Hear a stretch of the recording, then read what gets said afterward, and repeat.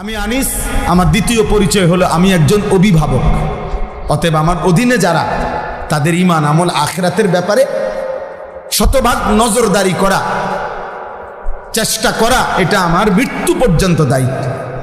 হুজুর বলছি 2 দিন, বলছি মনে 200 বার বলছি, হয়তো 200 বার বলার পরে আর বলার দরকার নাই, এই অনুমতি আপনারে কে দিল? হুজুর বিশ্বাস করেন, তার এমন হয় যে 2টা বছর বুঝাইছি না, শেষে বুঝিতে আর নামাজ পড়তো না, অতএব এখন ছেড়ে দিছি। কারে জিগায় ছেড়ে দিছেন? আপনার মেম্বারের সিদ্ধান্ত দিছে নাকি?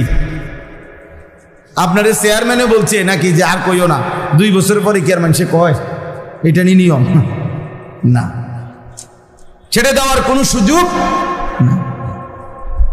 আমার অধীনস্থদের, আমার নিজের ঈমান আমল, আমার আখিরাতের ফিকির, আমার গুনাহ থেকে বাঁচার চেষ্টা, আমার নেক আমল করার চেষ্টা অব্যাহত রাখা, এটা আমার কোন দিন পর্যন্ত দায়িত্ব? হাত্তা ইয়াতিয়াকাল ইয়াকিন, মৃত্যু আসা পর্যন্ত আমার এটা দায়িত্ব।